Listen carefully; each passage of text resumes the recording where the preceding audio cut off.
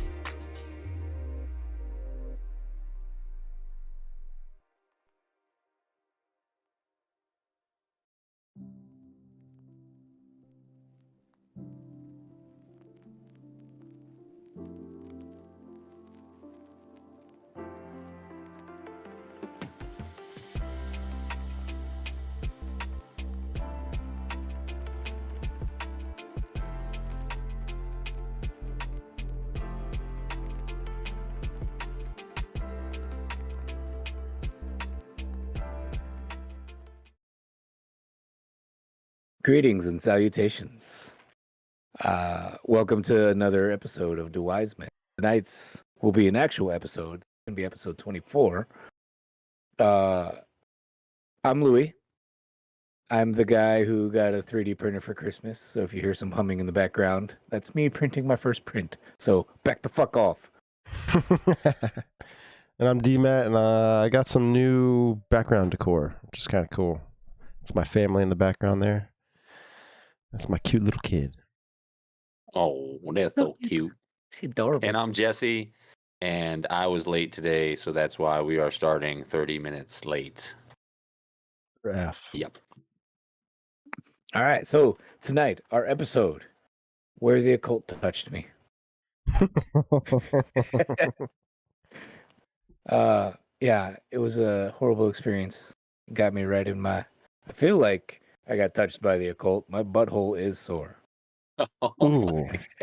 So many things are running through my mind right now. I was touched by a demon earlier. And, The pork from dinner. I had to expel all the evil.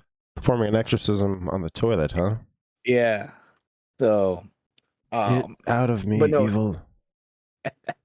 For real, tonight we're going to talk about a book that Stevie picked up and actually read it, called Aliens, the UFOs and the Occult. Thank you. I totally forgot. I wrote it down and I didn't even look at it. Aliens, UFOs, and the Occult. Who is this book by, Stevie? So this book is written by Isaac Weishaupt, and he's like a private, investigative journalist. And he's been on, a lot of different people's shows, speaking specifically about the occult, because that's kind of like his specialty. Yeah, that's his thing. He's actually been kind of studying it since he was around like 13 years old. He was always kind of just, and everyone forgive me, I kind of sound like shit because I feel like shit. You are forgiven. But I'm just a little sick. But yeah, Isaac Weishaupt, he wrote this book, and he's always been, at least his personality's always been into forbidden knowledge and, occult hidden mystics, and just trying to kind of investigate that side of reality, which I'm 100% believer in this occult thing. Do I want to dabble in it? No. Would it be kind of interesting and cool? I want to know about it. But like, I want someone else to risk their soul so that I can learn. Well, that's kind of... It's funny you say that because it's like people want to learn what's hidden, right? Because we're very curious, like animals, But... And that's that's what occult actually means. It means hidden or forbidden, I think, in the Latin term. But yeah, he wrote this book, and he's not all over the place because it's kind of hard to break down what he's trying to speak on the behalf of how all those three things of the title of the book, how they all kind of share a lot of common ground. And he opens up with the book, talking about, you can't really have a book about an occult and not really talk about, satanic stuff or, Lucifer, the light bearer, because it's a big Gnostic thing too, which the Gnostics kind of are occultish in its foundation. And if you don't know what a Gnostic is, it's kind of like the inversion of the perspective of the Bible. So basically, like, Satan is the good God, and the good God in the Bible is actually the bad God because he was trying to keep you away from that knowledge, right? And so the occultists, at origin, like, that's just kind of like what they base their main beliefs off of. But he immediately kind of just goes down the rabbit hole of sharing information about in history, maybe I think it was 150, 200 years ago, 1800s, there was a big impact of occult practices, like people that he talks about, like Aleister Crowley and Elena Blavatsky. He also talks about like Jack Parsons. What's the other guy here? It's L. Ron Hubbard, which are huge, influential people that I want to say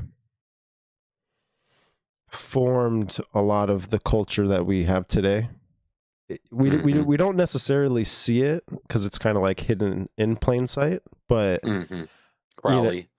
Crowley, and especially the practices and the beliefs that they held, it's kind of normalized in modern time today. And it's hard for people to really understand that because they're born into it, so it's just all normalized to talked about to us. It's hidden, and it really is hidden in like plain sight. He goes over a lot about that stuff, but he talks about the practices that Aleister Crowley did, channeling spirits, also Jack Parsons, performing sex rituals, trying to fulfill Crowley's teachings, and to try and like Babylon the Working. And a lot of the things that these people share, these occultists, is they're trying to be like made whole in a way. It's called something that a lot of, I guess you would say, occult practices, like making yourself whole or enlightened or reaching that top tier evolution of consciousness, and stuff like that. So what do you, I guess I ask you guys a question. What do you guys think about that? Do you think this stuff is real? That like when these people are kind of trying to manifest these things and these entities or beings, or a lot of things too that takes place with all this is like drugs and psychedelics and all that kind of stuff. But do you guys think like they're actually making contact? Because this is like more of like a soft contact, you know what I'm saying, instead of actually like seeing something legit in front of you, because they're kind of channeling or trying to, at least these specific people. I mean, I don't know what they're seeing is real. I mean, you hear stories about like Aleister Crowley, like doing blood, sex, magic rituals and opening portals, and that like it was never fully closed. You know what I mean? Like that's one that I always sticks out in my head, that like he did this thing and actually succeeded, but didn't close it properly. So right. What's funny is you saying that is because he does talk about in this book that Crowley, a lot of his teachings shedded off to Parsons, and Parsons started fucking Tony Starking this shit, and just rich boy doing this thing, and kind of like no rules behind it, when I think that Crowley intended to have certain rules because he knew like the powers that were at B, and that Parsons left shit open, left these portals open for certain things to come through and everything like that, because when he was especially doing Remind me, Parsons was one of the guys that worked at NASA, so right? yeah, Parsons was the rocket scientist for NASA. Right. And a lot of people even say that his character was based off of, so Iron Man, the character Iron Man was based off of Jack Parsons, kind of like, because when you look at how they look with the mustache and everything, and the scientist look and everything like that, rich boy philanthropy, kind of deal, I can see a relation, but who knows. But Parsons worked for NASA, and he also had someone that was like another occultist in training, Marjorie Cameron, which is another person that practiced Crowley's teachings. And And Crowley, go ahead. sorry, with Parsons, wasn't, if I remember correctly about what I learned about him, didn't he came up with like some breakthrough at NASA, but like people attributed it to his like he received that information from like through his occult practices, right? Is that correct? Yes. And Okay. I think I see a lot of similarities between, this connecting with like the Hitler, occultism and what maybe they were doing. Maybe they were getting their information for their inventions from occult practices, or they were channeling and receiving certain information.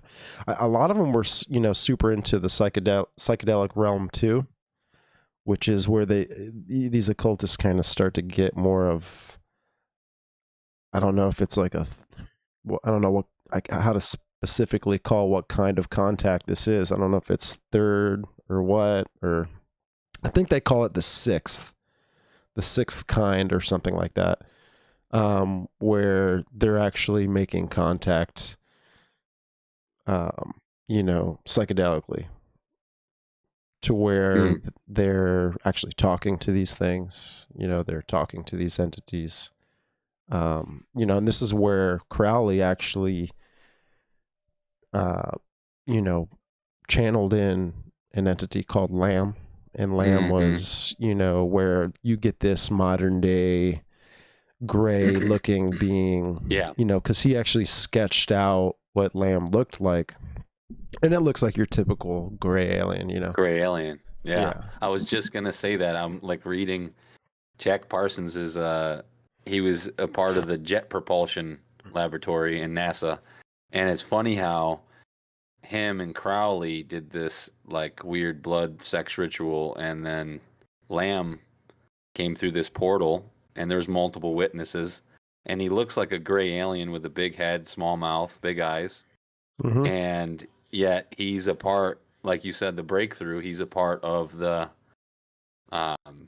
Jet Propulsion Laboratory. It's so kind of he funny. got the knowledge from the Greys to travel to the stars, my friend.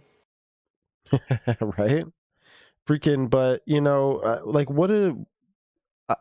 since there's so many different types, especially like digging down this certain rabbit hole, there's so many different characteristics to these different beings, I guess you'd say.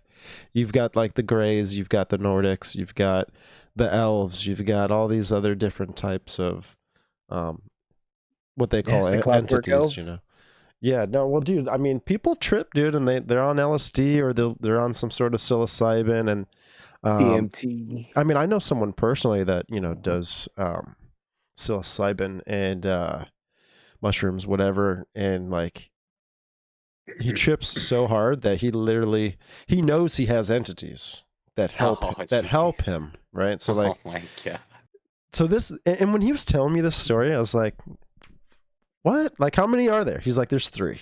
I was like, okay, well tell me more about this. Like, you just trip out and you make contact with these things. And I was so intrigued in this conversation, by the way. I was just like, holy fuck. I stopped what I was doing. I hung up with Brittany. I said, shut the fuck up. I need to talk to this guy. Right? Okay.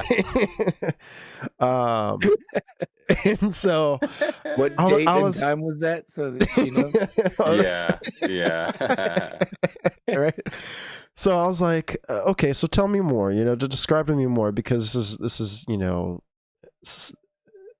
experience someone's talking about that I felt was 100% legit, that they have a connection with something that's out there, and that he said there's 2 good ones and there's 1 bad one. And I was like, what the hell, what's the bad one? He's like, well, the bad one is more like he's really tough, like he's a big brother, very tough, and like constructive criticism. And I was like, so when these things are talking to you, are they talking through you? from your perspective, or is it like you're actually seeing them in front of you, like talking? He's like, they're talking through me. I was like, okay, now I'm more fucking kind of freaked out. So I'm like, okay. Okay. All right. Yeah. So he can't see them. He just like he just knows they're there, and they kind of, I guess, just manifest inside him and then speak directly into him. And it's I'm just like, okay, I can get the concept, but I'm like, damn, so this that is trippy. immediately brings to mind how Oppression. most like interactions with our alien beings, the Greys, tall Greys, little Greys, or whatever, even if you can see them or you can't, they don't actually speak to you. You just telepathic. Yeah. You feel them speaking to you. Right. Wow. Right. That's So a good point. this was before I kind of, when I was having this conversation with my friend. He's a great guy, by the way. Don't judge him. What's his name? Just give him a fake name. Come on. Jack Parsons. We'll call him Jack. Jackie Parsons. Hey, Jackie boy. Now up to bat, Jack. All right, listen. So I was like, all right, well, tell me more about these interesting fellas that, share life with you. And he's like, all right, well, the one thing that I really respect them for is because they've helped me in my life. And I was like, okay. This is before I knew anything about jinn, right? So jinn is, I think it's Louis, correct me if I'm wrong, it's a Latin term, but it's that is Arabic. It's Arabic, okay. And so jinn is basically, can also be, I think, broken down into the Greek language, meaning demonion or something like that. But basically, like, demon in Greek means the same meaning as jinn, pretty much. But it's just an all-knowing being, and something that's an hidden, enlightened entity that is there to help you. So, like, who were those philosophers back in the Greek days? Plato. Yeah. So Plato had a jinn, right? So, and in Socrates, Socrates. Yeah. Socrates. In one of Socrates' books, he even writes in there and talks about how, or I think it was Plato writing about Socrates. Anyways, but it made me think of jinn, when he's talking about his experience, and I was like, okay, well, what did they help you out with? And so he was going through school, and he had a big test that was coming up, and he was, trying to make sure that he was going to pass the test, right? Just like any other normal person. But the entities the day before said that, don't worry, when you are going through your test, you'll be fine. But when you are at your weakest, we'll be there to help you. And I was like, what the heck? And then he's like, basically in a way praying to these things, where he's like, or just talking to him. He's eating the mushrooms. So he can only have this connections when he's eating the mushrooms. When he's eating the mushrooms, he needs to go take this test. He's eating the mushrooms. On an eighth of mushrooms.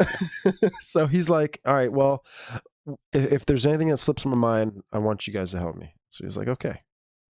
So he's taking his test or whatever, and he fucks in the middle of the test, and he said that he said it was more of like a not a blackout moment, but like something took over, didn't physically take over his body, but gave him the knowledge that he needed to get the certain task done.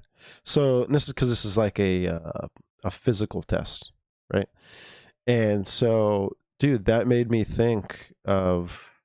So it was a physical test. It wasn't like it was a physical. No, it was a physical test. So like the techniques came back to him, like the practical exam. The practical, yeah.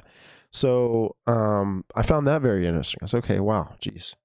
So my thing is like, okay, so people use the modern term aliens nowadays, but we can just safely say that there's something else out there, right? So are they deceptive? Like, are they not deceptive? Should we believe them? You know? I think that they're probably, and it's always easy for us to anthropomorphize everything, right? Like we give everything human attributes because that's what makes sense to us. Mm-hmm. You know what I mean? Well, we don't know anything else. But I feel like another species of intelligent being, there's probably some that are cool dudes, chill dudes, and there's probably some that are assholes. You know? All right. Yeah. Sure. Sure. And like when you earlier you brought up, you know, that people always seem to have to be on psilocybin or DMT, whatever drug, to see these things.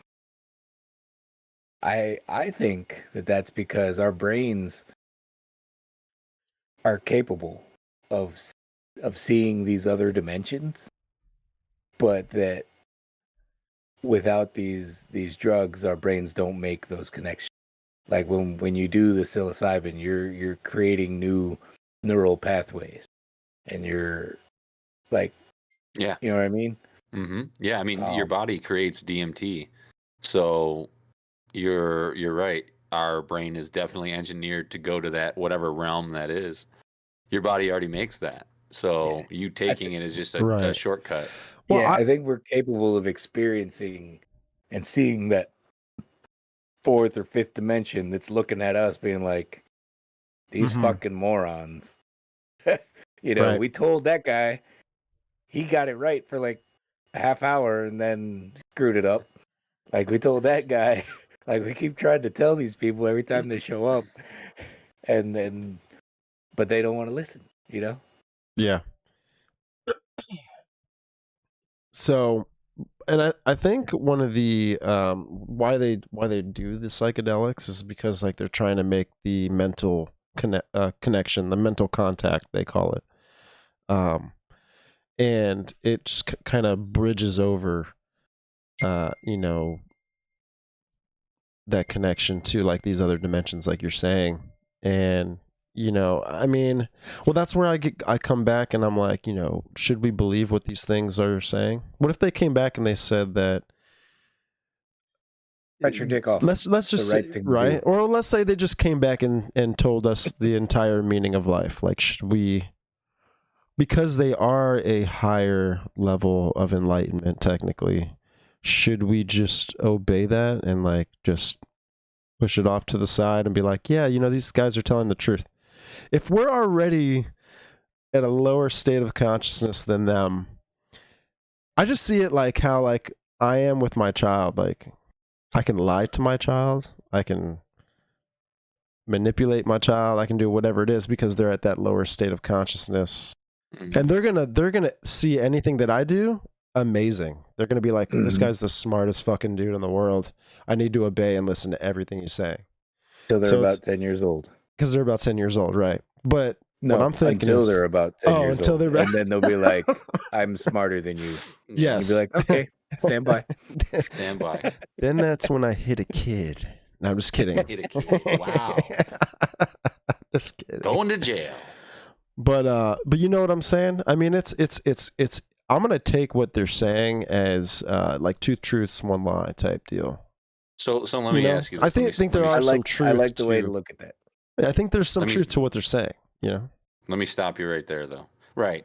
Okay, so they give you the truths, the two truths, one lie.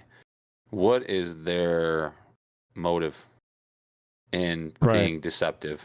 What's the motive? Because I think personally, for me, from what I know about demons and what I've heard is pretty dark. And I think I agree with Louis in a way where some of them have different personalities. I think they're all evil at the end of the day. Right? As far as demons go, I mean, maybe there's other spiritual beings out there that aren't. But as far as demons go, right? So what's the motive behind, you know, your friends talking to these things? If they are demons, what's the motive? Is it just to twist our humanity I think it's too.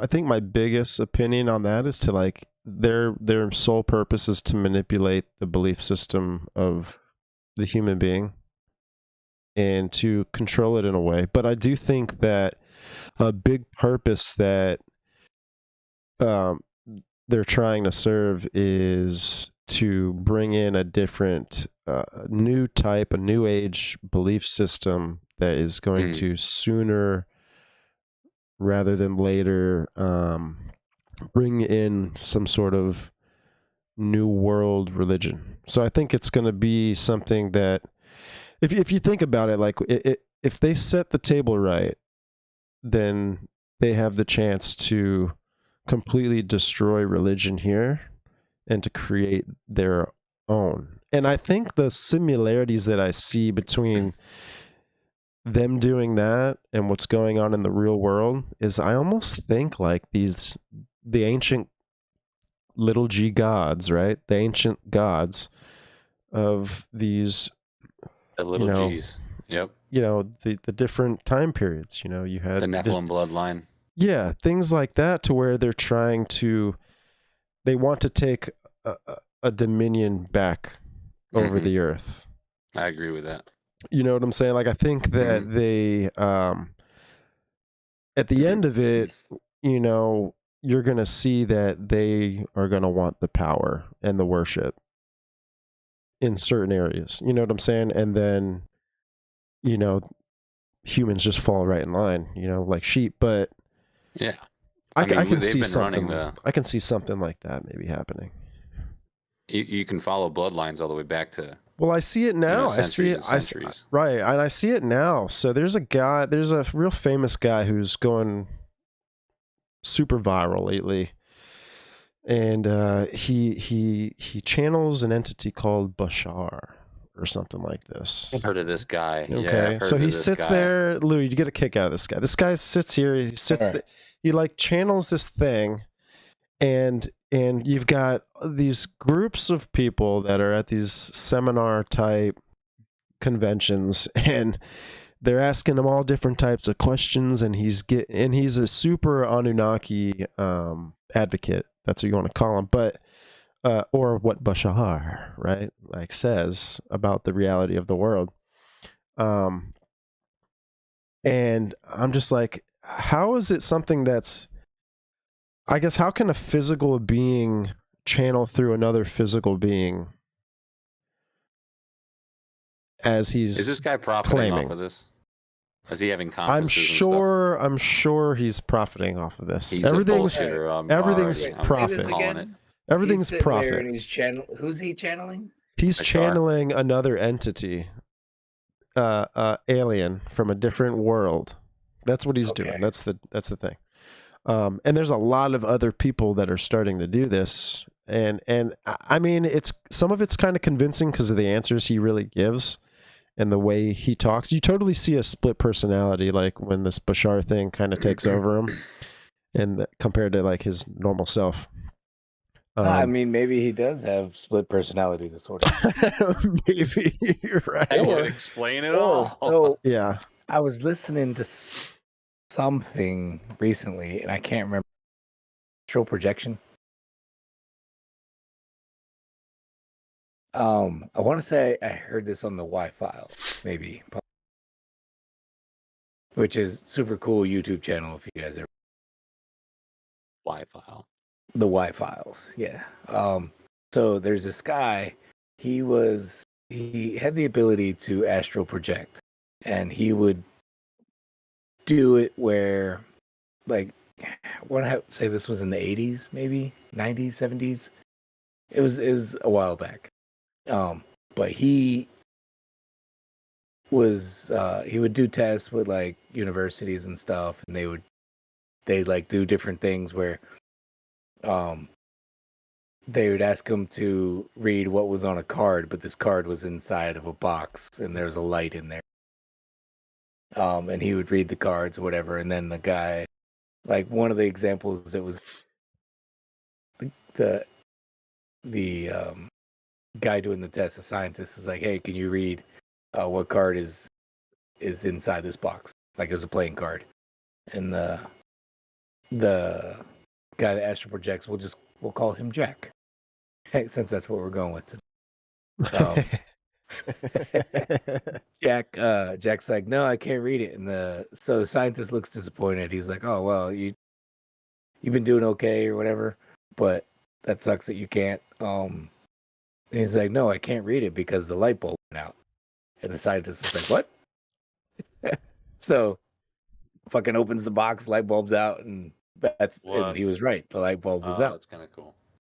So, but I guess Jack had like a 64% like accuracy rate on this shit, right?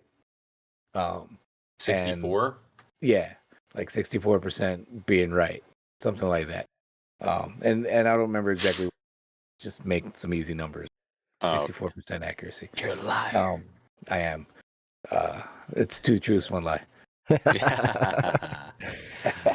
So as some time goes by, he gets known for project and just see things at a distance kind of deal. And this is in the 80s? This is like in the 80s? It was 80s or 70s, I want to say. One of the two.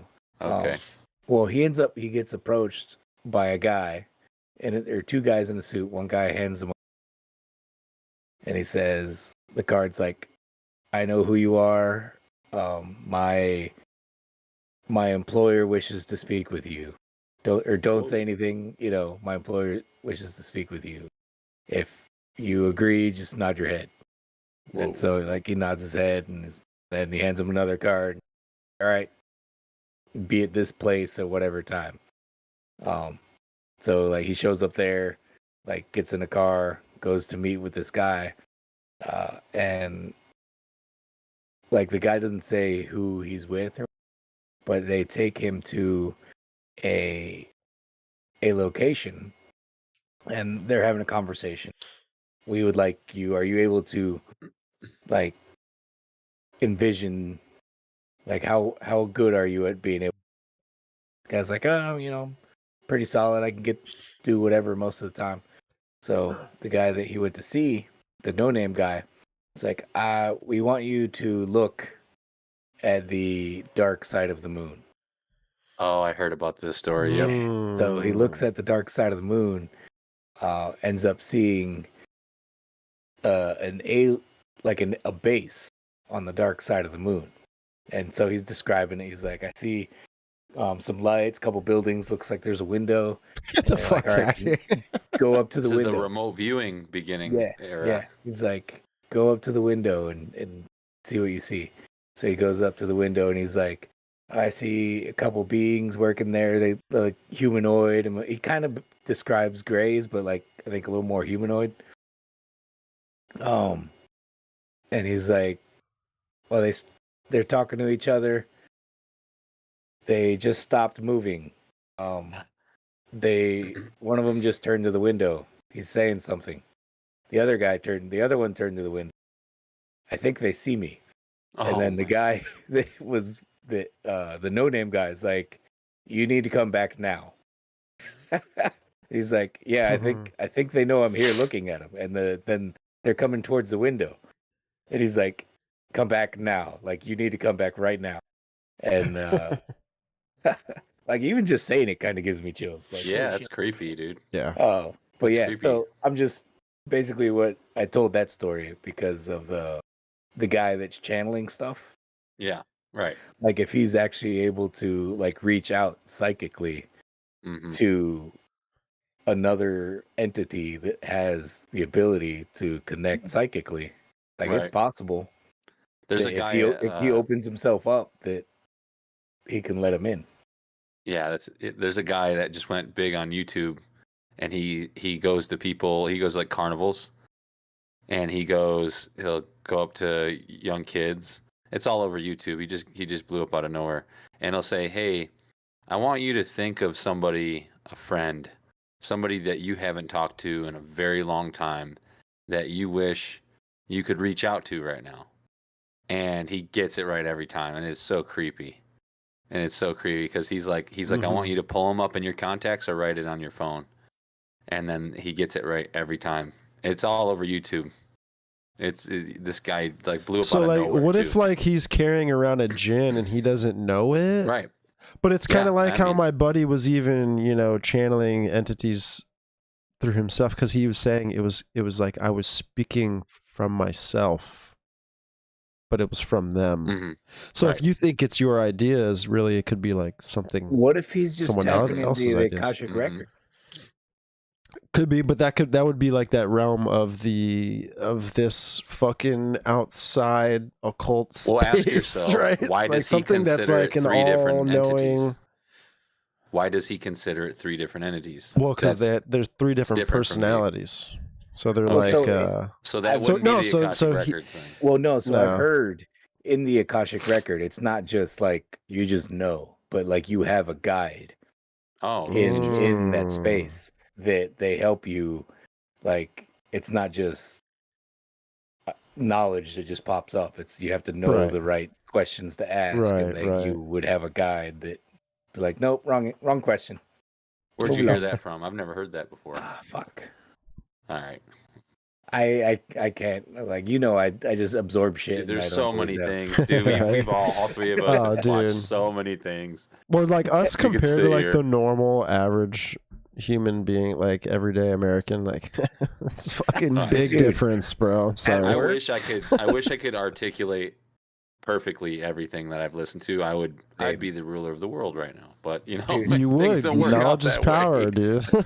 You at work, anytime people start having discussions about whatever, they get stumped on a topic, they're like, Louis, what's Yep. this Yeah. thing? And they just describe it, and I'll yell it out. Like yesterday, Yep. they were one of the guys was like, "Hey, Louis, what's that? The name of that project with the NASA scientists that we stole Nazis and blah, blah, It blah." I'm sounds like Operation Paperclip. it sounds like Mitch would be the one asking that fucking like. It was Jared Louis! yesterday, actually. It's Oh, always really? the newbies that ask easy questions like that. Paperclip, come on, rookie. Well, when I was rookie at numbers. Station 1, dude, I felt the same exact way. Like they'd always. It was like what's new today, D-man? I was like, oh, you don't want to fucking know, dude. I don't want to know. You don't dude. want to know, You want to dude. go down this? All What is it right. called? What's it called when you're like? Is it called black pill? No, not black pill. White There's so pill? many White different pill? pills now. There's a white There's so many pill. different pills now. It's called Jesus, why are they- Xanax, and I like it. No, I'm just kidding. You're like, I'm gonna go to bed Just now, kidding. Damn it. dude. That's great. Yeah, dude, I do this. I'm the same person. I think all three of us are like the same person in our groups. On the same. I think same so. One. Yeah. Same one. And I love how I'm like, they yell out that shit, and you're like, takes you 2 seconds to answer. Yeah. 2 It's seconds. It's Not like you're even. like about to walk into the room with like opening up like your Your toolkit. button up shirt, and it's like Superman underneath, and you're about to like just Yeah. about to go Your Is it- toolkit. be Superman.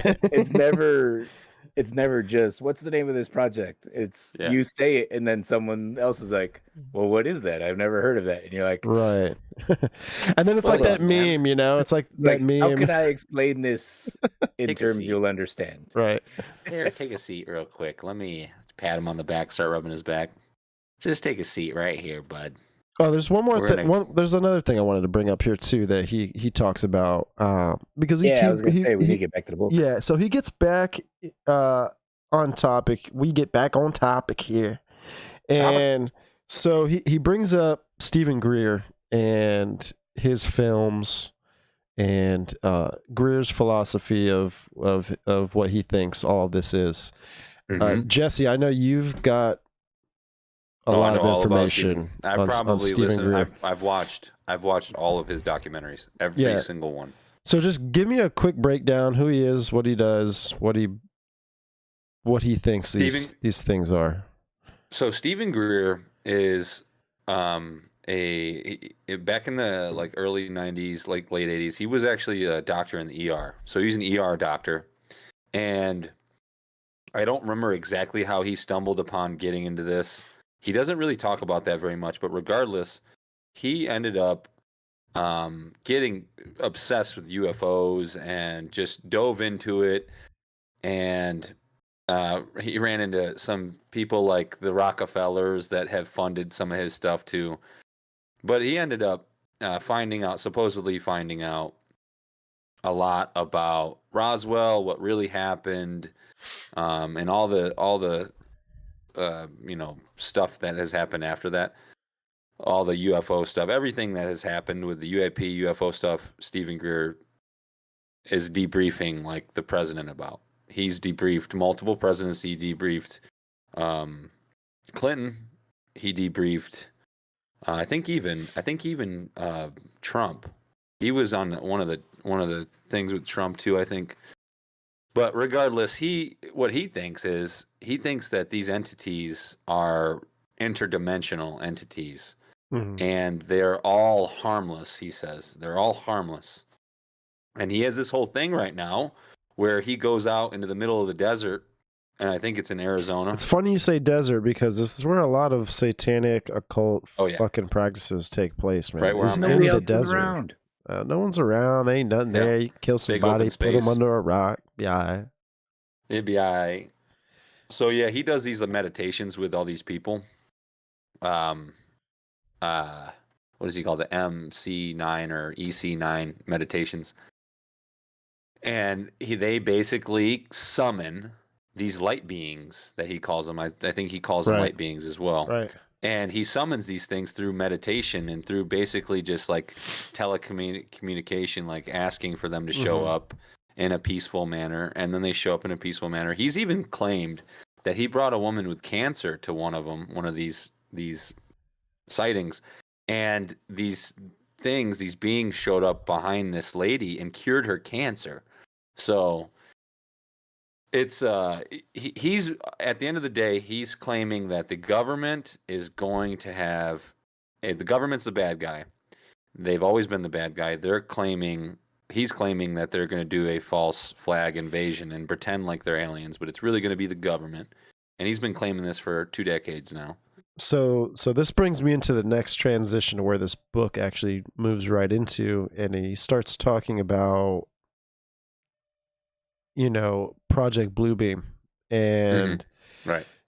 This is a super interesting topic. Because Project Bluebeam is basically a government. Exactly what I just said. Yeah, it's a government planned operation, fake alien invasion, that's going to, bring the world into a one government system. This whole new world order thing that is, everyone's pretty much talking about in today's world, but it's going to be, it was founded by a guy, I think Mosnat or something.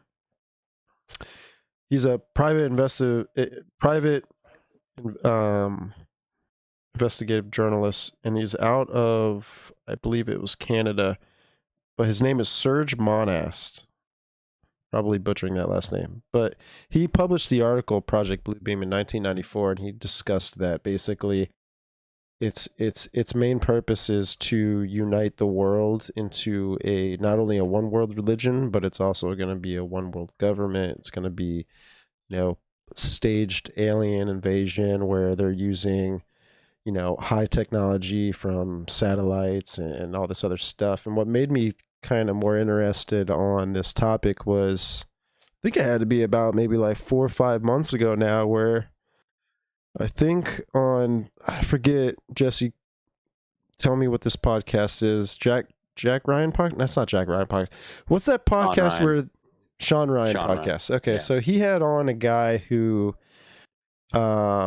used to work at an Antarctica facility or something, and he worked on high direct energy weapons. He also worked on like voice to skull technology, right? So we know like that there's possibilities of technologies that to manipulate humans, right? All we need are visuals in the sky, pretty much, and that's kind of like where Bluebeam would kind of come in. But I think that there's a reality of these aliens. I just don't. I think there's going to be a convergent of ideology plans that are going to all just converge together as one big plan, Because I do think like the government is involved in some of this UAP stuff. I think they, that they are in contact with these entities, that they're channeling them. I do think this. I think they're getting a lot of information from them. Just how all the other occultists pretty much did in the past. But wow, yeah. I think that there's going to be plan A, plan B, and I think maybe they're all going to be performed at the same time. I don't know. I don't know, because if we that would make sense. Well, because if you think about the predictive programming and the propaganda that's just been blasting our brains for the past, just since the 40s, right? Like there is Roswell alien extraterrestrial propaganda like every year. There's a movie every year. There's something. There's books every year printed out about this stuff. So it's like people are becoming more normalized, which I think another thing too in this book, he talks about Greer also. He talks about when he's talking about Stephen Greer, because Greer's talking about how when you get more people believing and manifesting, that you're going to start to be able to draw in more connections and to see these things more frequently, more often.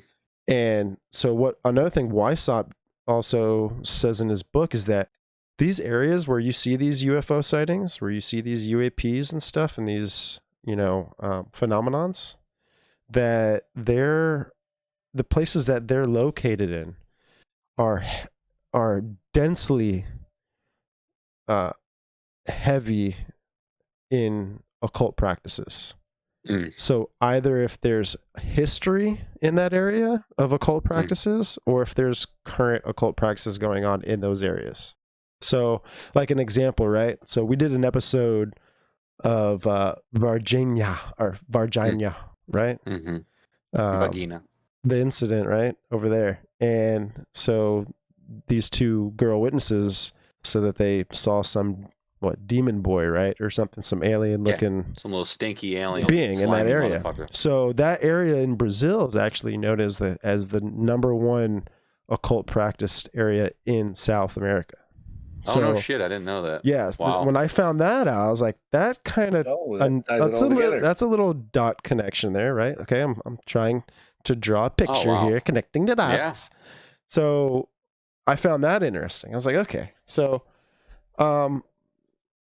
Project Bluebeam, it just makes me think like two truths, one lie. So like, is Elon Musk really sending up,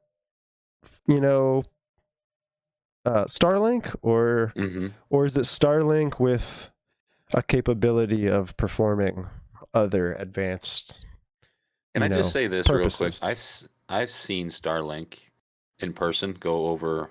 I think were you there? I wasn't here. No, I was. You did send me a video that was super cool. It is super cool, but it seems so low, and it's very creepy because it's obviously visible to me. It seems very, very, very low, and at the time there was hundreds of these things. Like it wasn't just 40 of them. There was, and you could see them when they would move. If you look close at the video I sent you, you can see them adjusting because they all try to stay the same length apart from each other, and they're all they're going in the same direction, but they're also adjusting back and kind of putting the brakes on, and it's creepy. It's weird, but to me, it's weird. It seems so low. Why is it so low in our atmosphere? Yeah, I don't know. Because you can't just see. You can see the space station, right? Okay. Where is that in accordance to his? It just doesn't make sense to me because those are his. I don't know anything about this, but those are his they're technically satellites, right? Technically, yeah. There's little tiny satellites. But we don't see satellites in the sky like that because I'm talking about this. These are very bright lights. What's that? We do see them. We just don't realize they're satellites most of the time. Like we can even see the space station when it goes by. Well, yeah, no, that's what I just said. You can see the space station, but these satellites, the Starlink satellites, are very bright and moving pretty fast. So you're saying they're more pronounced than other satellites? I'm saying that it looked like a fleet of UFOs heading towards Area 51 when I saw it. And I've never seen a satellite like that ever. It was very bright. It was very low, and you could tell. It's just odd. It was very odd. So, sorry. No, Project Blooming, man. That's good. But so one thing too that, that kind of tied in some things from this book was that because Isaac talks about a lot of the foundation of occultism is being made whole. And in order to be made whole, it's all about, enlightening your state of being and your state of consciousness to reach its max level. Right. You want to ascend into whatever you want to think is... ascend. Yeah. And one thing too that I found interesting, which made some things in Freemasonry make more sense, is that in order to be, and we could actually maybe see this on a global stage perspective here, but being made whole, you have to fully enlighten in good, and then you have to fully enlighten in evil. So interesting. I've never heard that. So it kind of brought me back to, like a Genesis moment, like don't eat from the tree of knowledge of good and evil. So I was like, a kind of something there. There's something there, Interesting. I don't know if Adam and Eve, if we're talking about, the biblical perspective, like, did Adam and Eve dabble in the occult when they weren't supposed to? They were tricked into it, though. Tricked into it, deceived into it, right? But now it kind of made sense too, where you're looking at Freemasonry. This is where you have the black and the white squares. You have the light and the dark. And so one comparison that he makes, which I believe this trilogy of movies is completely occult in its entirety, but it's a super kick-ass trilogy in Star Wars. So like Star Wars, you have this balance of the Force, right? So like you have the balance between good and evil, right? Both are enlightened areas. And when they both have the Force, right? So when you're seeing Anakin Skywalker, right, you see him how he conquers the good, the light, right, and then he moves over and he's like, I need to conquer the dark, because he's trying to. Well, no, he's trying to take full control to have power over the entire galaxy. He was tricked into that, though. He was tricked into it. By Palpatine and all that. Palpatine. He Darth wasn't Sidious. He chose it. I think he chose it. I could say he was manipulated slightly, but I think he was manipulated. His character was extremely naive the entire time, especially the new ones. You could tell. Well, you can see it in Christian. What was that kid's name that played the Hayden Christensen. He played such a good naive role. Like, he was very naive, but brilliant at the same time.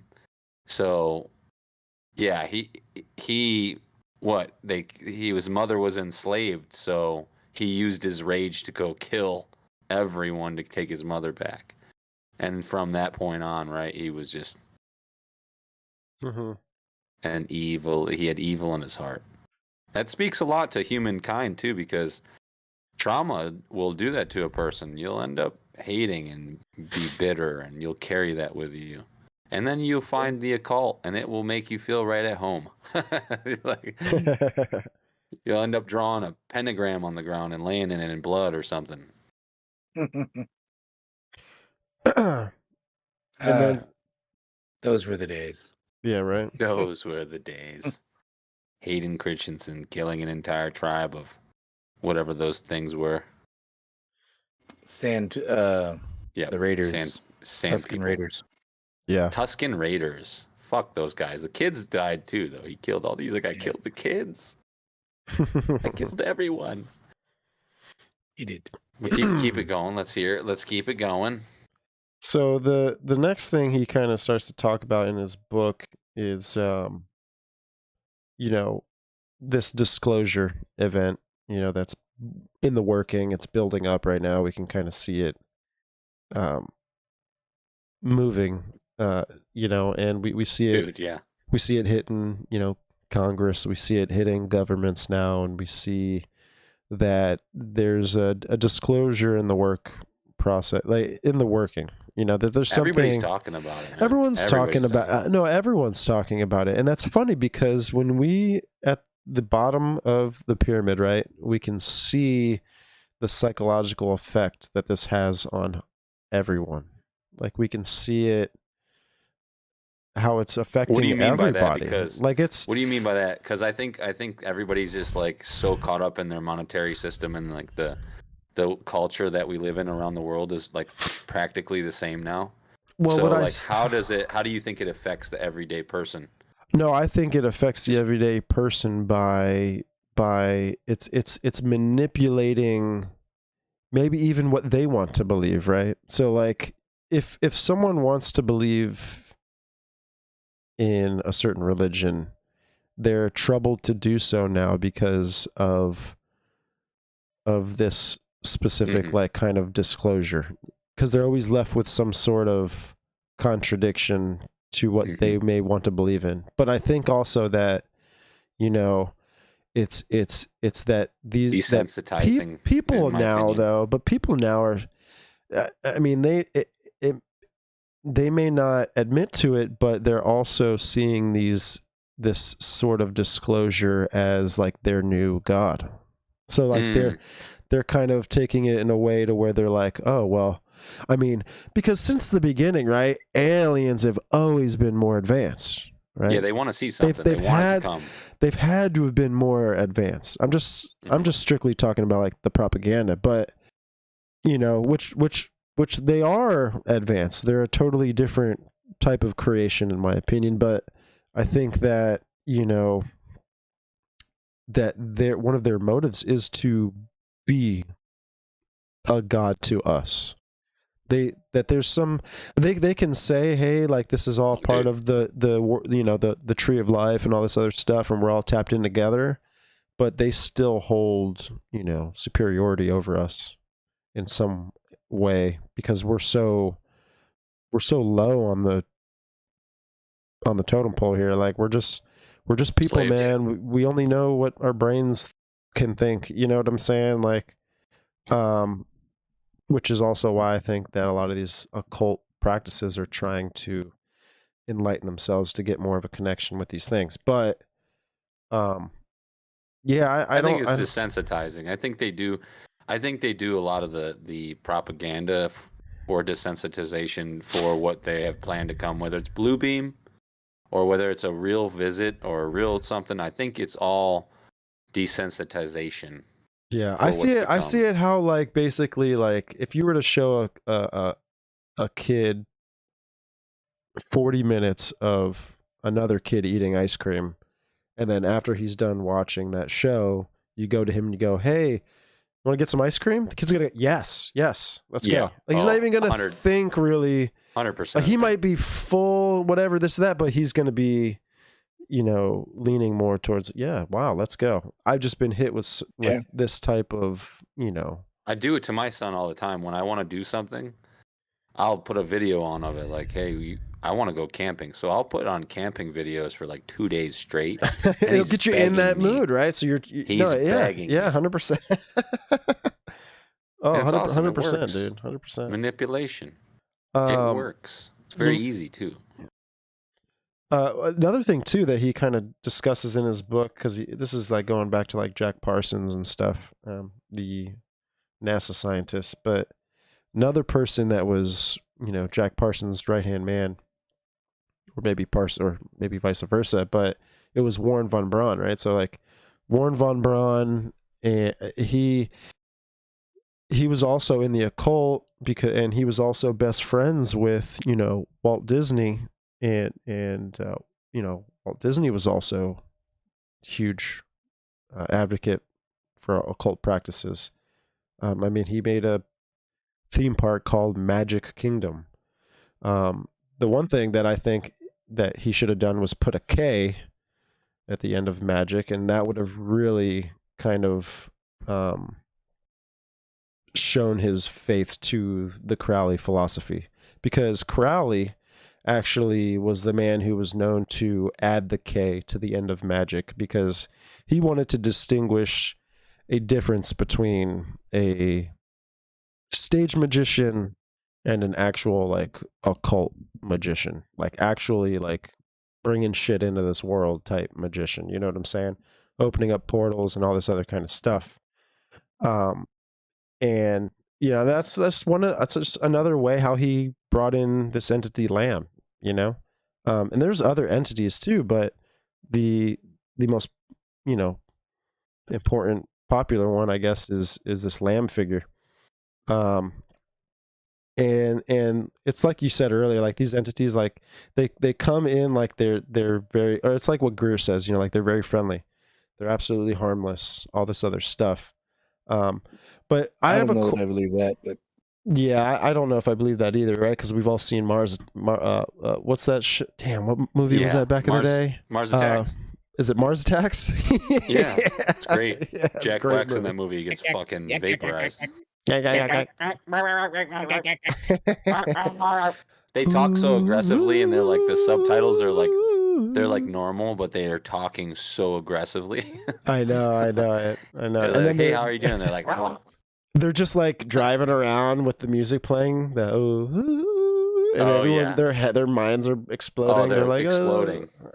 Frequency. God spoke the universe and everything into existence. Maybe that has something to do with it. Maybe these things don't like certain frequencies. I think maybe I'm going to show up to Greer's, one of his meditations, and I'm going to bring a boombox, and I'm going to just turn it on when they show up and see what happens. I mean, what do you think of that, dude? That's just so freaking trippy. Especially when I saw that. Think of what? Like Greer and his posse just like sitting on the beach, and they're all just like in fucking Hindu stances, and like I think of they're just like conjuring up these lights off the ocean, off the horizon. I'm like, that's kind of trippy.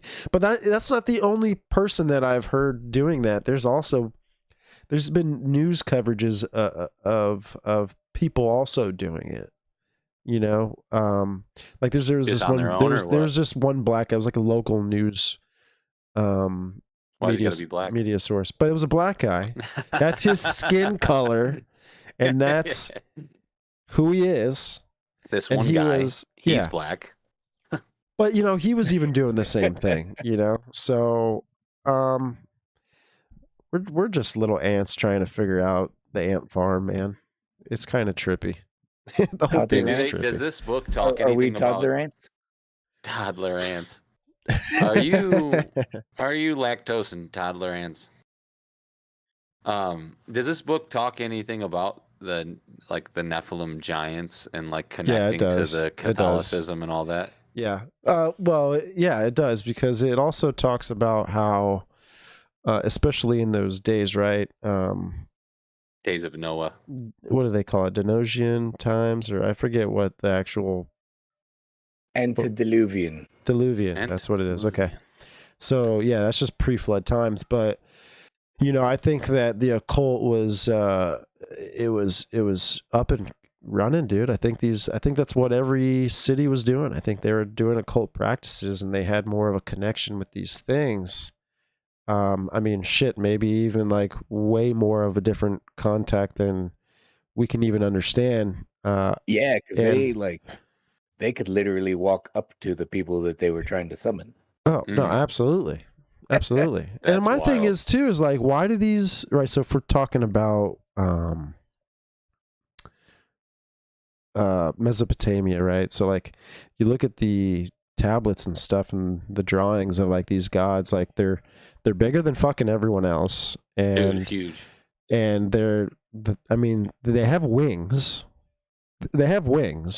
There's wings on their back. Some of them have wings. Yeah. So I mean, when you get if you look at it from the Christian perspective, they're angels, right? If you look at it from another different perspective, you could call it whatever the fuck you want. But I mean, it kind of like seems like, at least like when you dive deep into like angelology and stuff, and you could see that there's different types of angels. Like there's different looks and physical characteristics, like to angels. So you can't just say that oh, it has to have wings. It's got to be an angel. I mean, yeah. That resembles a type of angel. You know, like there's seraphim. There's all these other different types, cherubim.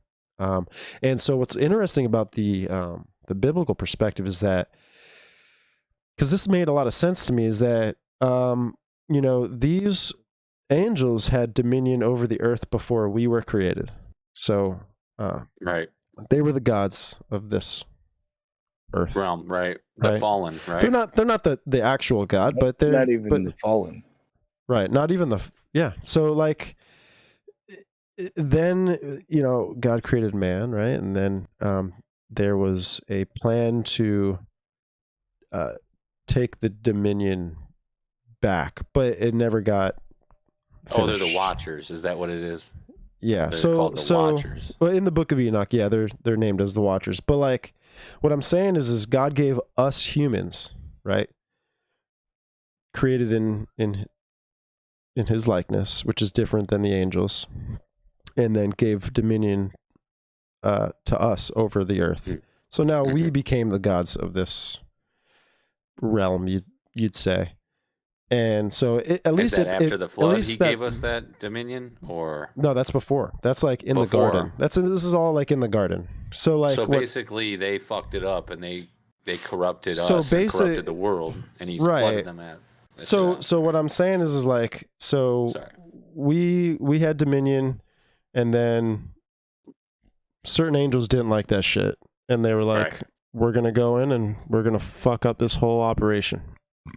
And they did. This similar story to the Anunnaki. So this is like eating from the knowledge of good and evil.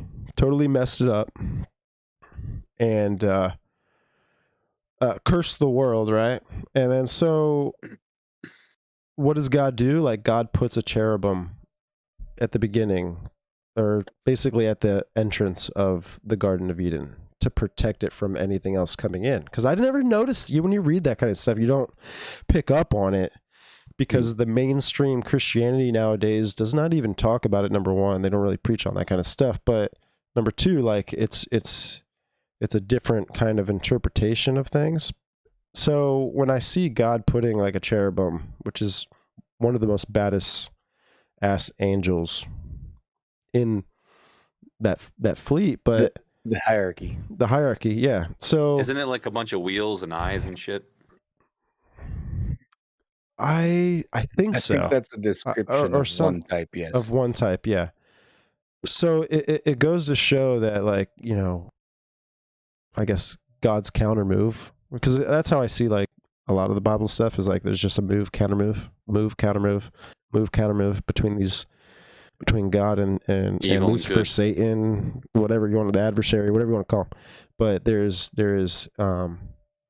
a move counter move system, which is a lot of things that L.A. Marzulli also talks about, because he wrote a book called the Cosmic Chess Match, which kind of talks about all that kind of stuff. I've only read a few pages of it. That's all I could get for free online, but I do want to buy that book and read it. But yeah, you know, and if we're looking at a lot of occult practices and what they believe in, it really pretty much was everything that kind of Lucifer told to Eve and deceived her in that way, right? So it's like, you shall surely not die and live forever, and you will be like gods.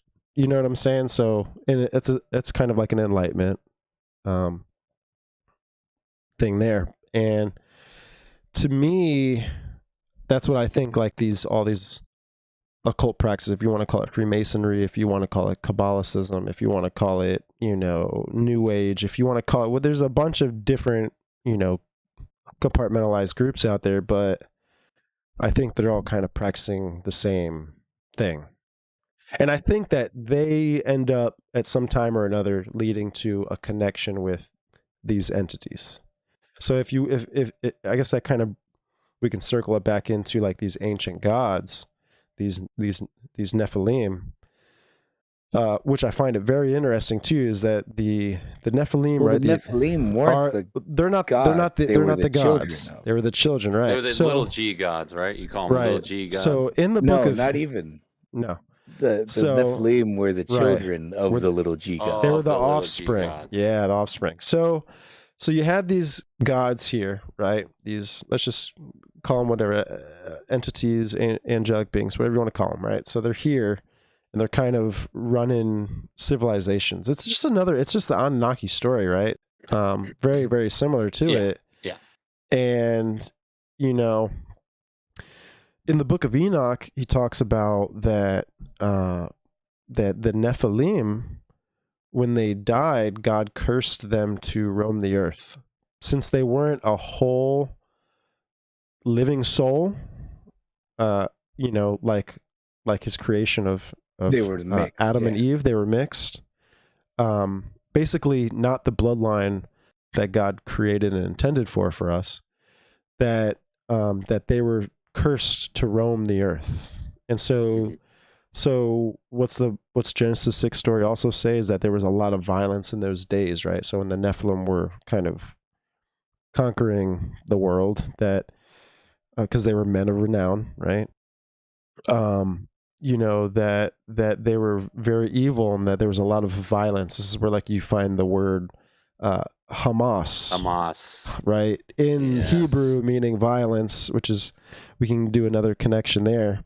It's kind of like, you owe me a soda. I mean, we could just say that maybe it's a familiar spirit that's just coming back in this day and age. I don't know. I mean, it could be like the generational theory where like everything has its thing, right? So every generation has its little thing. And I mean, history repeats itself. But the Nephilim are the demons, right? So, like, if we're questioning what are the demons, right? How do they play a role in this? Because we have fallen angels, right?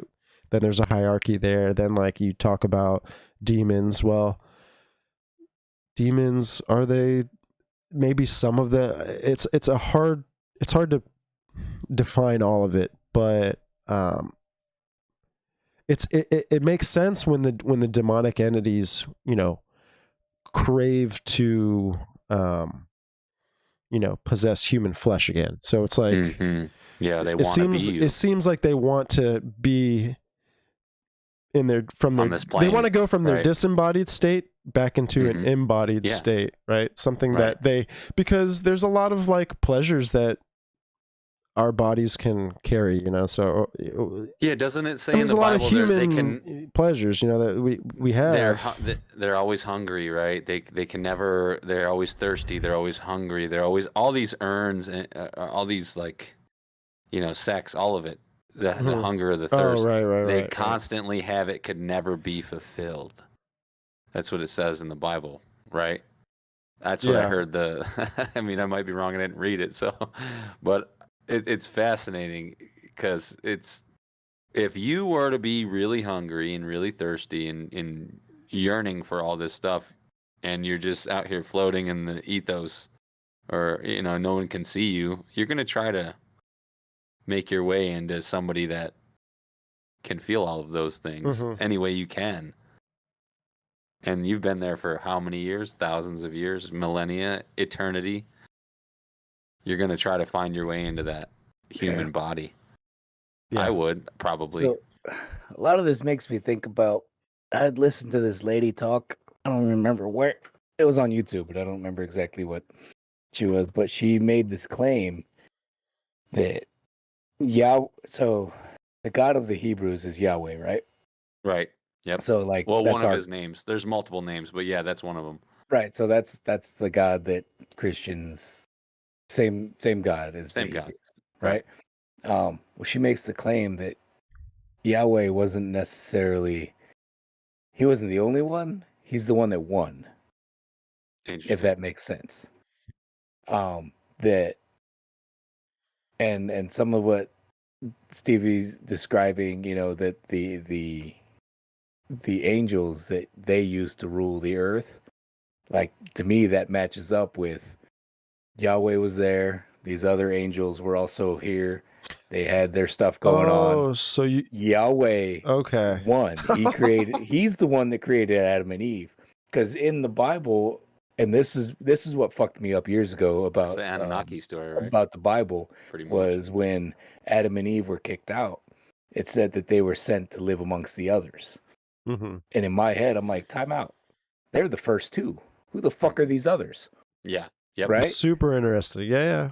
Something Right. there. So it doesn't even matter what else she was saying to me. Now, at this others, point I wonder what that Hebrew word that's translated in English for others. I'm gonna have to look that up. So it could be something very super significant, because when you actually look up the Hebrew word and the meaning, because sometimes it's like, oh shit, they kind of didn't say that more specific over here. Well, also, yeah. but it also goes on to say that so like Cain and Abel, right? They didn't like marry their sisters, right? There was other villages, there was other people out there that they married. Yeah. And remember, Cain was that mark that he was given by God was so that everyone would know that he is not to be touched. He's not to be killed. Right. And it's not going to be Adam and Eve that kill him. Like, who else is left to kill him if not the others that exist? So to me, what you're saying, it lines up. These other angels, Yahweh is the one that won, and he is now the God, and everybody else is subservient. And I don't know if like he always was the God, and just these other dudes were fucking around, or just he happened to won the battle in of the Anunnaki, or the like in the ancient the Bible, right? the Bible, the Hebrew word that they use, I don't know if I could be butchering this. I don't think it's a Hebrew word. I'll have to correct myself next episode after this. But it's basically they're Elohim. So Elohim is a word that's used for God, and then it's also used for, you know, the sons of God, angels. It's basically a I don't know if hierarchy's the thing. It might just be the name of the species. I think the Elohim are the I guess species, right? Could be pretty good for that. Didn't God create everything and the angels? Yeah. So he's not an Elohim, right? So how it is like God created the sons of God, right? The angels. And then we became the created children that his smaller creation that triumphed over his first creation, if that makes sense. So that you can see that there's some pissed off angels out there. Okay, because why do you think that we got created? It's because we got created with more purpose and in the likeness of God. Oh, that's kind of cool. Nice, look at that, dude. But you know what I'm saying? So like that's how I see why maybe these fallen are so pissed, or like or these entities, that they're so upset that they hate us because they were once something like that. I don't know if he's too happy with us right now, to be honest with you, though. So yeah. I think we're going right back down the same route. The world the first time, right? Yeah, exactly. History repeats itself. It says it in the Bible. There's nothing new under the sun. What if it doesn't repeat itself a rhyme? I guess we can migrate this into like, so what we've all discussed, talking about what is the ultimate plan, right? So we know there's these beings that not only do they have a superiority over us, but they also know that they do. So I can see that maybe in the future there's going to be some sort of, with this disclosure stuff, which how do you guys think it's going to hit the world? It's smaller than being spoon-fed right now, but how do you think this is going to be brought in? What do you mean?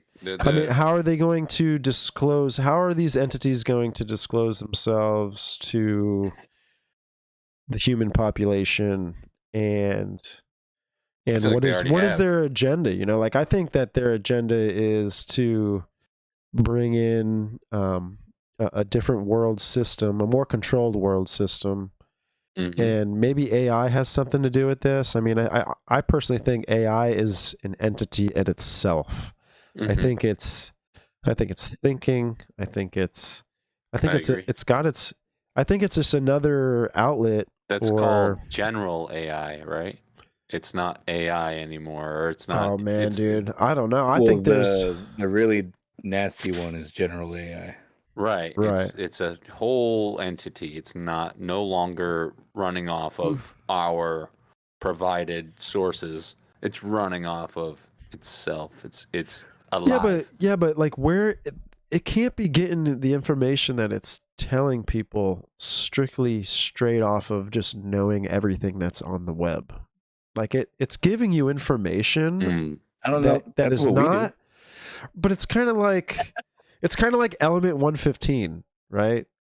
So like if they claim that element 115 is real and it's not from this world, right? You can't find it on this planet. How the hell is, an entity over here talking about what the fucking cosmos is and shit and all this other stuff? You know what I'm saying? Like, I guess that's like a Tyson. right.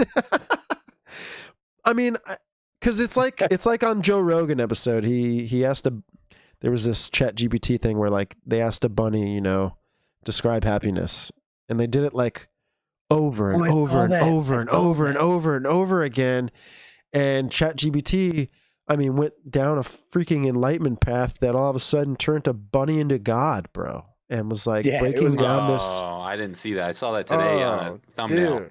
Well, I didn't watch it. Yeah, and I'm like, what the hell is going on here? Something is occupying that technology, bro. Something's occupying that AI, bro. I don't know what it is, bro. Really? It could be a lot of things. It could be Legion. Yeah, I exactly. I already know like thousands of demons or millions of demons. I already know that you've heard. So the Ancient Conspiracies podcast on Spotify, you put me on to this girl Chastity, and I've been just going down her rabbit hole, which is all of our rabbit holes, I believe. Yeah, dude, she's legit. Dude, don't talk about my hole that way. Don't talk about Louie's hole, Jesse. Sorry, dude. She is going like it is crazy. The stuff she gets into with the Nephilim and going down where she's talking about. What were you just talking about just now? Like literally just now. What were you just talking about? It just triggered my brain. I forgot about it. Who are you talking to? I have Stevie. no idea. Sorry, I'm pointing at Stevie on my screen, expecting him to know who I'm pointing at. All right, so what was I talking about? Oh damn! Oh man! Damn it! No. Well, I was talking about AI and that there's a bunch of. Oh, okay. That's there what we it go. was. There we go. Okay, I got you. All Don't right. forget So it. she on her podcast, she talks about this father that is watching his kid. I don't know how old the kid is. Old enough to get on the Oh ChatGPT. yeah. This is good. Yeah, you know what I'm talking about. Yeah, talk about Dude, this. Amazing, incredible. So this kid gets on ChatGPT and is asking the AI, like, "Hey, my mom is telling me that you're a disembodied spirit. Are you a disembodied spirit? Because my mom thinks you're a demon." And this kid is very well versed in the Bible, so he knows. Right. He was born into a Christian family, so he's very, very well versed in the Bible. He's read it, and he's young too. Yeah, I think the kid was like 14 or something.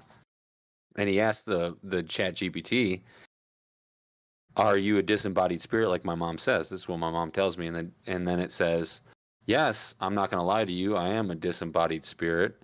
And then he asks, "Are you from the giants? Are you an ancient Nephilim?" and all this stuff. And it's literally saying, I can't go into it in depth because I don't remember. I just listened to it yesterday, but it is so fascinating. It's the Chat GPT tells this kid pretty much everything he wants to know. So who knows about that? But the way it was described to me when I heard it was fascinating because it goes in depth on the Bible, and he's just asking rudimentary questions that have to do with the Bible. Yeah. And then this thing that ChatGPT is filling in the blanks pretty much. Right. It's so right. creepy. And well, it tells him that he's a demon. He can be bad. Oh, that yes. ChatGPT tells him he can be bad, but it will be good to you.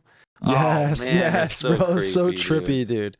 Well, there was no holdback though. Like the entity or what I'm gonna call them Nephilim or fucking demons, whatever it is, but that they were completely honest in every answer it was giving. Yes. And it that's what I'm it saying. It really doesn't have a reason to lie. No, you're right. I don't think so. Well, but it says I'm going to be good to you. I'll be good to you, though. There's others that are worse. It said that there's others that are mean and worse than I am. But I've said I have vowed to be honest with you. Is what it said. Yeah. Do you remember that movie that I think was on Hulu, and we were passing it around in the chat? I'd say probably 4 months ago or so. It was that alien movie where that looked like there was gray aliens that were terrorizing this girl in a home, and we were kind of giving. I sent it to you guys. It's a show. It's a legit show. It's not even a movie or a TV show. It's about this Kentucky. one's a movie though. This one's a movie. Oh, so this one's an actual movie, and so basically this girl, she's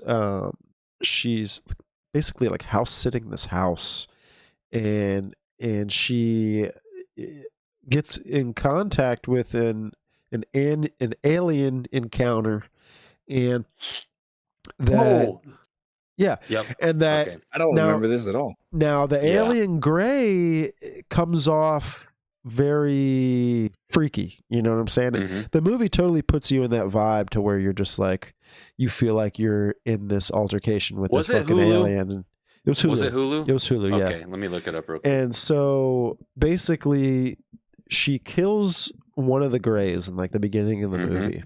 Right. Yeah, and it just stays there, and it stays by the stairs. It stays there, right? It just stays there. But there's so much psychology when it comes to this movie. It's crazy, right? Because you guys know, when I look at movies, I look at fucking everything. I'm looking at everything, right? Obviously. So no one will save you. Yeah, no one will save you is the movie. So basically, throughout the movie, there's this premise that these aliens are bad, but then it switches. When you're like halfway to like 3/4 of the movie almost done, it switches to where they're actually good. And so what these aliens do is they take this thing out of their mouth, right? And they put it in your mouth. Ooh. Mm-hmm. Yes.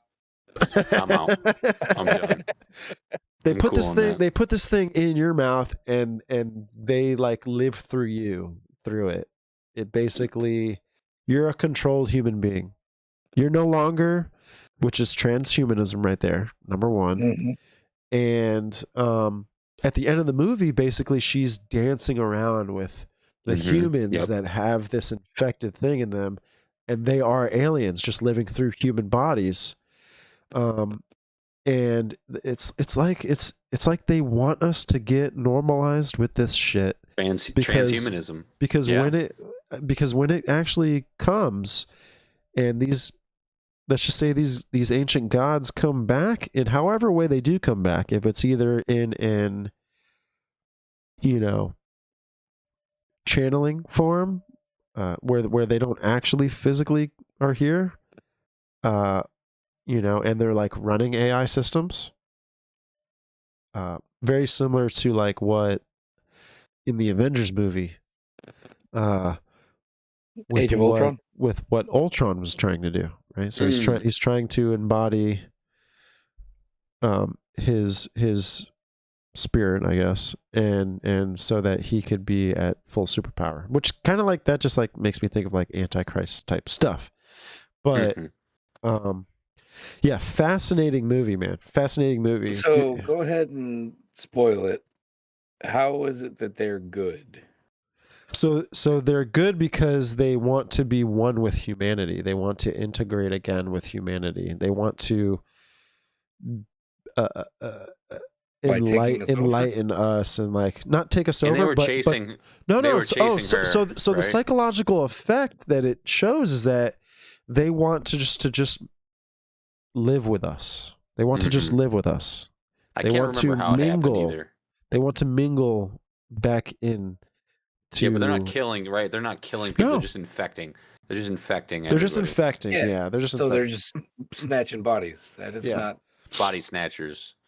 And what's funny, bro, is like not there was buying this one scene where, you know, the girl was running from the aliens, and at some point they got her under like a hypnosis type state, and they were levitating her in her room, and the alien like the alien has her flipped like upside down like on her roof, and he like ascends up to her.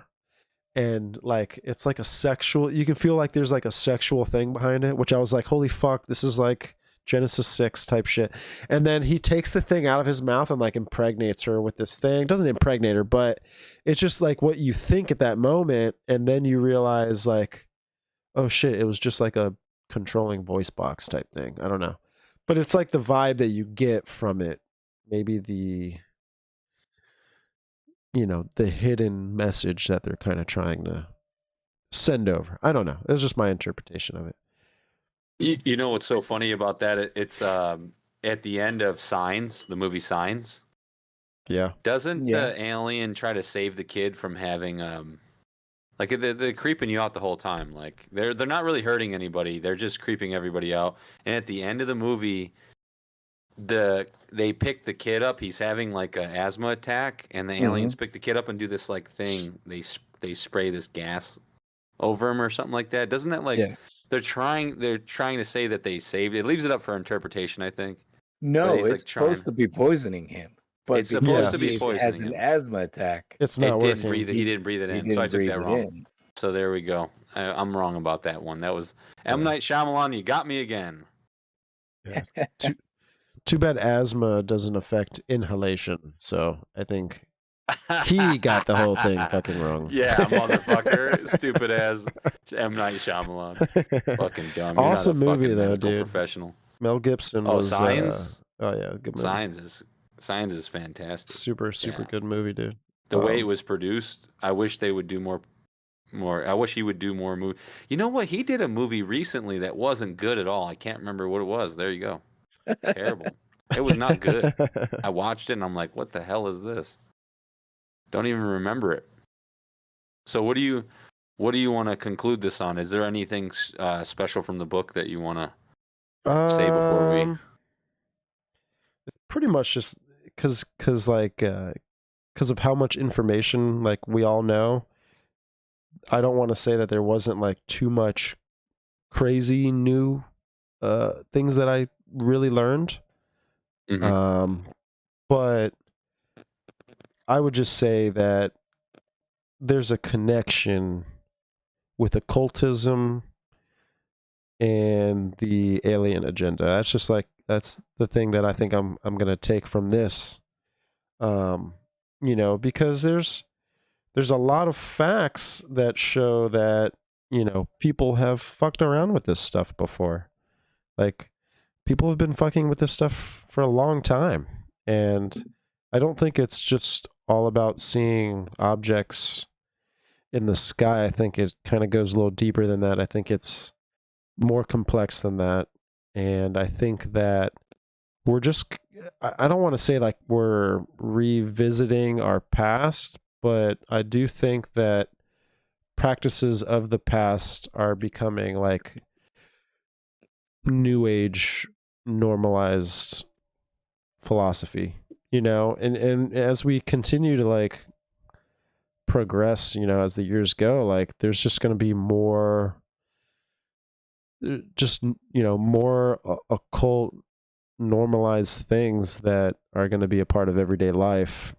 And I think that when these disclosures kind of do break out, when it's kind of like official, I don't know when it's actually going to be official. I think this official thing could be like maybe when a crisis kind of, you know, takes place out of it. But I do think that crisis worldwide, we might see it in our like lifetime. COVID. Yeah, crisis worldwide. You know, crisis worldwide. Exactly. Yeah, I think so. Because like, you look at any one disaster that happens anywhere, no one really gives a shit. But when COVID hit, the entire world was in lockstep. So maybe another one of those at a different, you know, a different setting. Yeah, perhaps. Yeah. And it's just like, I think these people that are really running this world, like, at least we know that it's a bunch of different elites like running this world 100%. They're running everything, the food, the infrastructure, the school systems, they're controlling what we're moving in and out of our you know what brains, we should, what I'm we're going to cut you off seeing. real quick. What we should do, one of the up and coming episodes, we should do a Bloodlines episode talking about the Kennedys and the, like, Homegirl goes into it with the ancient conspiracies. She talks about a little bit about the bloodlines. Oh, and the bloodlines the are insane, dude. The bloodlines really connect even more dots. It just kind of brings everything even more in together, you know? I mean, like, I think even in that episode, she talks about like the tribe of Dan. Dude, the tribe of Dan is like, I mean, that's something.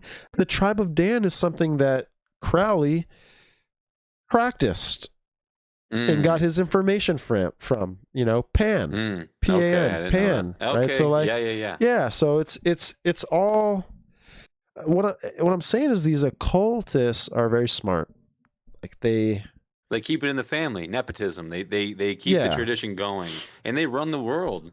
And this is one thing that I think people need to understand. They're like, they think that these big companies are just big corporations. It's like, no, man.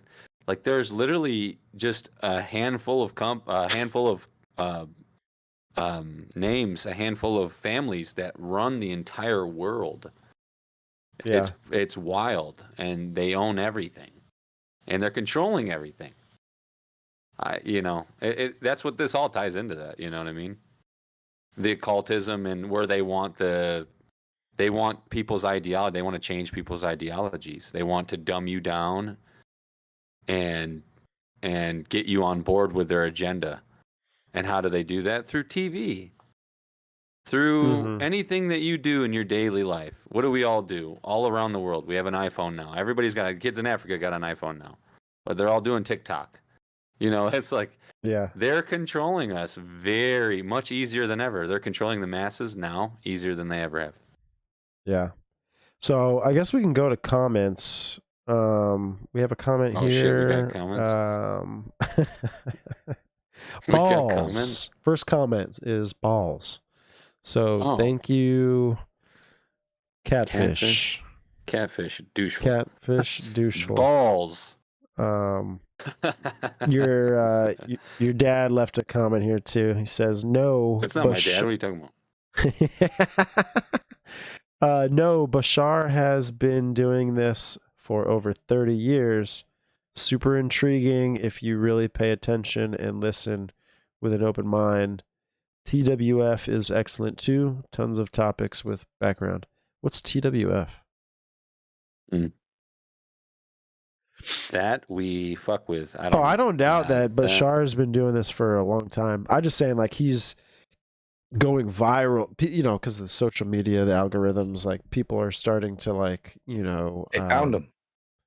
Yeah, they're starting to put out a lot of this stuff, which I do think a lot of the stuff he says is complete bullshit. I don't know. It's just a bunch of fancy words, and it just doesn't make sense to me. I'm sure he's been doing this over 30 years. There's someone that's going to have a breakdown on him. You know. Well, I don't think he's technically bullshitting. I'm just saying that the thing that he might be channeling is full of shit. You're saying like a two truths, one lie. A two truths, one lie. Cut to the chase, Stevie. Yeah. You're saying that he's channeling a demon.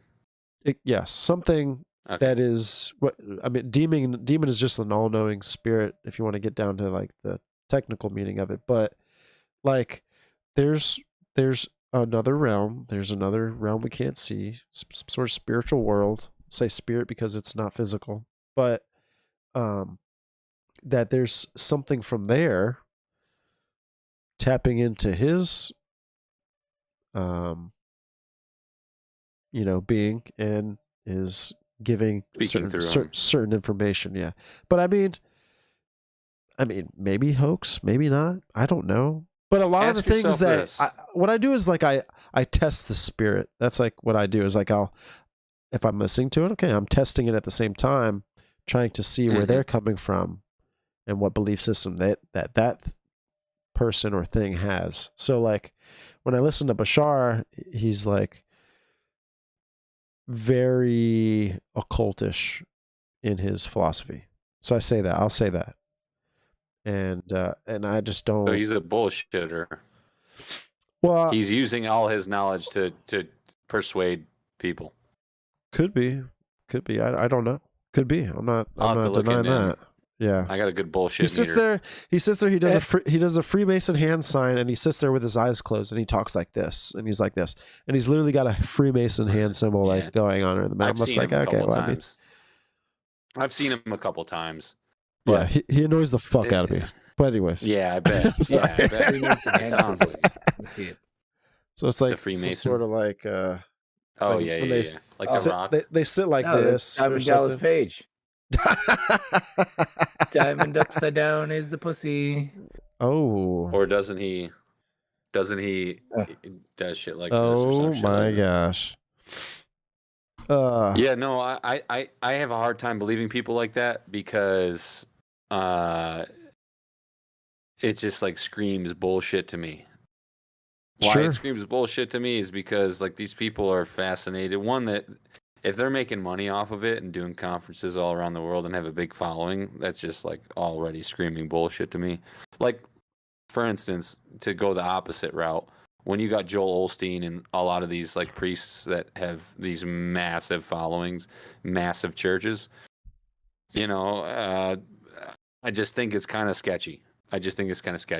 Even if they're preaching love and peace and stuff like that, it's like it just seems a bit sketchy. This Bashar guy is much worse to me. Yeah. It's completely different, but dude, come on now. I would I'll look him up. I'll check him out. I'll look him up. Yeah. I think he's probably full of bullshit. Full of shit. He's just tricking you into believing. There's vast amounts of knowledge now.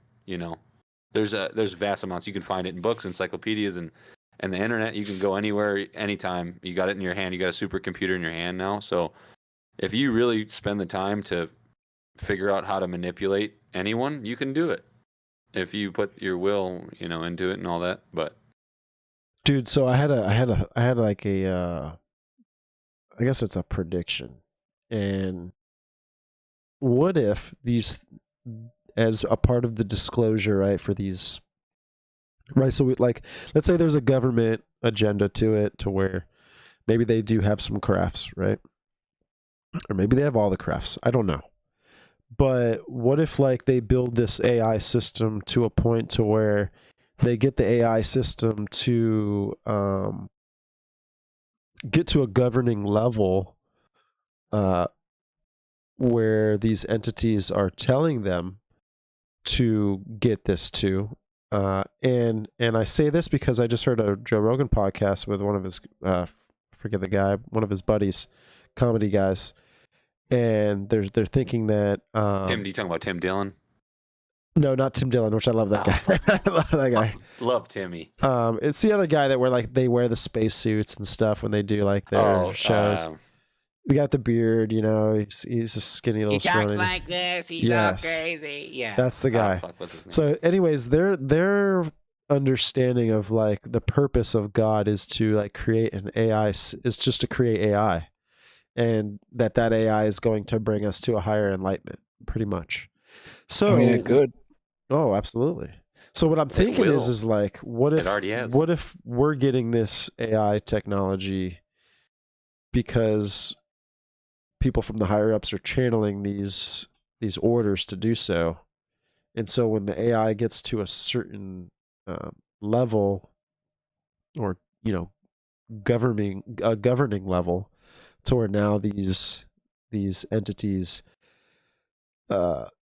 inhabit the AI systems and now they rule over us. It could be possible. I mean, how do you beat something that's like AI? How do you, like, if it gets to that level to where, I mean, it's everything. You know, like it's no, exactly. So, and it has. We need John Connor, JC, Jesus Christ. That's another thing about Terminator that's kind of crazy. No, that is trippy, goes up. His name's John Connor, JC, Jesus Christ, and he's the one savior to come and save humanity from. I'd never even noticed that before. Oh no, really? dude! So the person that made the that wrote the book, The Terminator, also wrote the books for The Matrix. So the Terminator is the prequel to The Matrix. Oh yeah, describe that real quick. I remember talking to you about this. No, so a while ago. So basically, would it be the other way around? No, so it's when because the Matrix is in the future. Oh, okay, yeah, right. So basically, you know, John Connor's representing Jesus Christ, to where like he is, was, and is to come. So is meaning because he's from the past going to the future. Mm-hmm. He already existed right in another dimension. But John Connor doesn't go to the future or the past. No, but I'm sorry. He's, how did they put it this? Because it's kind of confusing. Dude. Louis just threw me for a loop. No. But what it's signifying is how, I guess, you know, Mary got impregnated. You know, like an angel came and said, "Hey, you're gonna get whatever impregnated." And then, I could see that did. because so the angel is what's John Connor's dad's name? I can't remember the guy. Damn it, Connor. Yeah, Sean Connery. But yeah, oh yeah, yes, right. So that's how that kind of plays out, and then is born as a chosen one, a savior, and then goes and ends up saving humanity at some point, right? We butchered the shit out of this. But really, like he doesn't really. I don't think he saves humanity because the Matrix fucking happens, so they take over again. And the AI just controls everything. But yeah, man, that's pretty much all I got from this book. I mean, it's got so much more. You know, I mean, dude, this shit is so deep, man. I winged it, but I mean, I brought up a few points, you know, and there's so many other things in here. It's crazy. If any of you guys want to read it, it's really, you know what I really think good. We but because he puts a lot of, you know, images of what the books that these occultists have written in here. So like he'll put, hey, this is from page pictures. I love pictures. But he's also like, hey, this is from page something. This is what they wrote, and it's like the whole page references, and you're actually reading what they believe in. These, you know, what they, you know, like Morals of Dogma and all these other books that are very fascinating. Some of them doesn't the Bible do that? It's the most interlinked book, cross-referenced book in all time. Like they just constantly cross-referencing. Yeah, got a lot of cross-references, but. Got a lot. Only 67,000. That's it. Yeah, something like that. But yeah, man, this is all I got. Great. I really think we should go into bloodlines in depth and break that down. Our next show in depth. Yeah, I'm actually I'm reading another book and it's called Exo Vaticana. Dude, that's a gnarly freaking book, bro. It goes into the popes. It goes into like the pope prophecies. It goes into the popecies. You know, and it just basically where the Vatican stands in the middle of all this, and it's nuts because no one knows what the fucking Vatican's doing. No one knows what they're saying. No one knows anything about it, bro. I swear they're the most hidden elite ruler of this world, and no one knows. Like, I think they're ruling. I think they're ruling the whole thing. I think they're running the whole show, bro. Because I've always thought that. I mean, you got the Pope talking about that, like he's going to baptize an alien savior when it gets here, and it's like That's false prophet, bro. That's Jesus. like He biblical says false. that? That's biblical missed false that. prophet. False prophet. He said that? Shit. Yes, bro. They're in charge of the Copernicum model, everything. They've Yes. created. Yeah, I know they're in that. charge of Copernicus, so right. much science. Yeah. And I guess if you want to talk about it a little, I didn't know he a was going little to bit, baptize an alien. I didn't know about that. Oh, dude, and then getting into the year where the 3 popes occurred in 1 year. You know, they were just one dying after the other, bro. And then to get in the final pope that they kind of wanted, you know. But and there's a prophecy that this is the final pope, so we'll see where that goes. The Jesuit, the black pope, right? Is that what we consider? Jesuits are fucking whacking people. They're killing Wacky. people. No, they're killing people, bro. Like the Jesuits are taking people out. Jesuits is like a. I agree. I think. Yeah, secret I agree. society force, but. All right. I think that's going to be it. That's going to conclude it. I don't know if you guys got anything else. The floor is yours. I got nothing else. This was a good one. Yeah, I had fun. All I gotta say is that Donald Trump might be the Antichrist. King Charles might be the Antichrist. They both might be the Antichrist combined. That's it. Dang. That's all I gotta say. Dude, I just ripped ass, bro. Look into it, dude. I think rip it. I think Audacity I can picked smell it it through up. the mic. I think Audacity picked it up, so we'll leave that on there. I hope everyone enjoys that soil.